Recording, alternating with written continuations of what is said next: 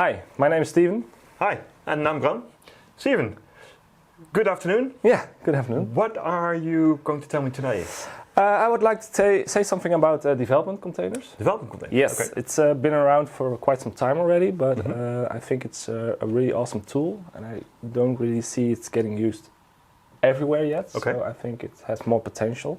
Certainly new for me, so I'm curious. Exactly. So I'm gonna take a quick look at development containers, explain what it is, and have a quick demo to demonstrate how it works, because it's very easy to set up. I like easy. So what is development containers? It's basically a containerized development environment. Okay. And it's defined inside the container, and it runs on your local machine inside containers. Oh, that's... So that basically means that if you have configuration for your environment, it's all inside the container. Yeah. And if you have colleagues or other people that work on the same code, you can share that configuration, so you know you have the same configuration, and you don't get that it works on my machine, doesn't work on my machine. I was going to ask you just about that one. Yeah, exactly. So that's the main feature about this. The configuration is inside your code, so it's easy to share. Yeah, it's configuration as code, they say. And it basically just means everyone has the same configuration. You run it inside a container. You get a fully integrated environment, and basically the only thing you need on your local machine is an IDE. Okay. Visual Studio, Visual Studio Code, of course, but also JetBrains, Rider, or IntelliJ. Anything that's... Yeah, they all support that. Yeah, for Visual Studio Code, you need an extension, but that's very easy to fix. Well, that's code. And of course, you need Docker Desktop, because you're running the containers locally, so you need something to run the containers in. Okay, so it's like a Docker image, but then with scaffolding. Yeah, so there's a lot of configuration. So let's take a look at. I have this demo repository. It's from Microsoft itself. So they have a lot of Visual Studio Code remote. It used to be called. They have a lot of different repositories to try different things. So you get an example with Node, with PHP, C#, etc. I've taken the demo for Node, and that's a big reason for that, because if we go to my local machine and I try Node version, you get the message, I don't have Node. Okay, cool. So I got a problem now, because I want to run this sample, but I don't have Node, so I could go install Node. And you're not always allowed to install Node? Or maybe I need a specific version of Node. Oh, that's a good one as well. But I want to, so that's why I'm going to use dev containers. Okay. So this is a very small repo. If you take a look, peek at it, it only has a server.js where it's some basic code in it. But the main part where I want to take a look at is the dev container folder. Yeah. And if you open that folder, you will see there's a JSON file, dev container JSON. Yeah.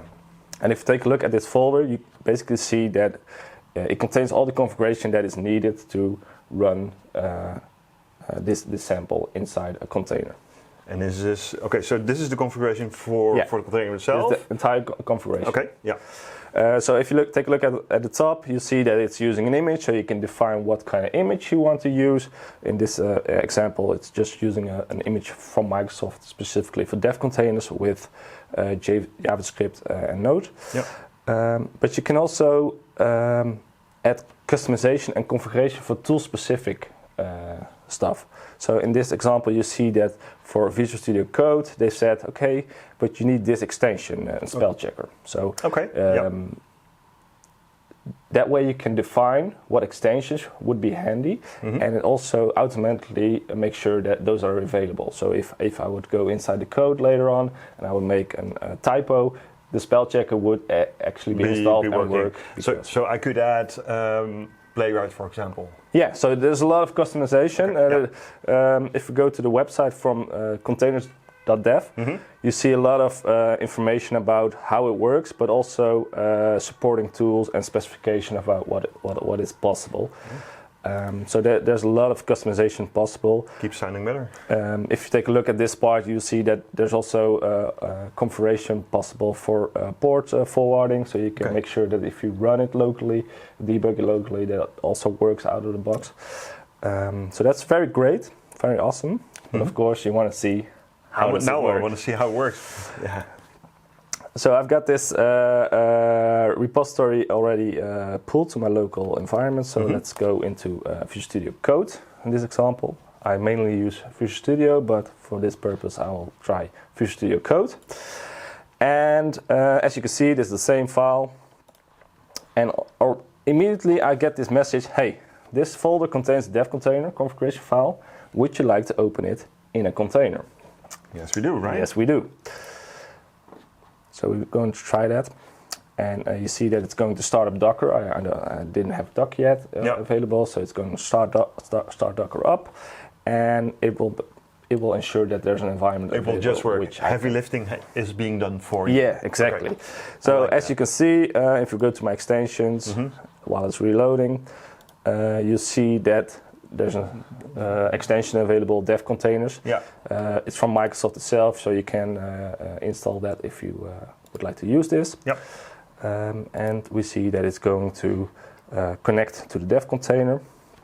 And the fun thing is, if we go to Docker, you will see that there's an image actually running. And it does that for you as well? Yeah, it just works out of the box. So in this console, you see that it's going to run container. Yep. You can see some information. And you also see that it is a Linux environment. So I'm on my local machine, I'm working with Windows. But in this environment, I'm working with Linux. And if you go to this my Docker desktop, you see at the top a new container running from with that exact image that we just we saw in the configuration. Nice. So that's basically how it startups. Yep. So if we take a look at my server, you can see that I have now a terminal, and you can see it's a Linux terminal with Node. So if I go inside this terminal and I check my Node version, you see there's actually Node installed. Yeah. So it's really something else than your local environment. Yeah, completely separate. Yeah. Yeah. So, but it gets better because if you want to, you can also add breakpoints and just press F5, and it will actually launch the application natively within the. So I didn't have any configuration done at this machine except for pulling the image and starting it in a container mode, and now it's running, and you see that you immediately get a message, hey.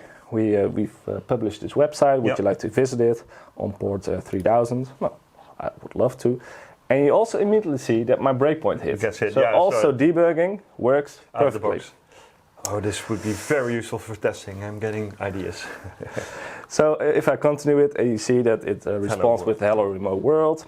And that just works out of the box. So you get debugging functionality, but also just code. Everything just works. And I didn't have to install anything besides Visual Studio Code and the extension and have Docker the image. desktop. Yeah, so the image would be pulled if you didn't have it already. Okay. So it also just handles that for you. Okay.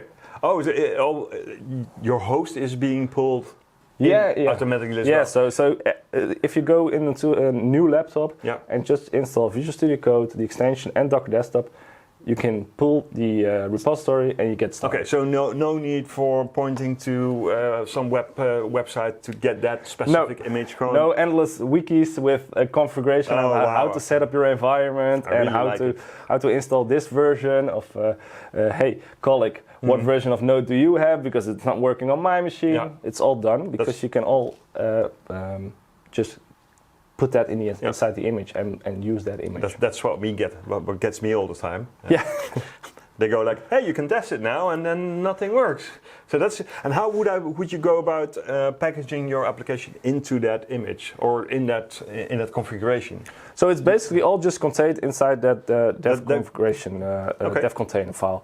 So there's a lot of configuration available here. You can.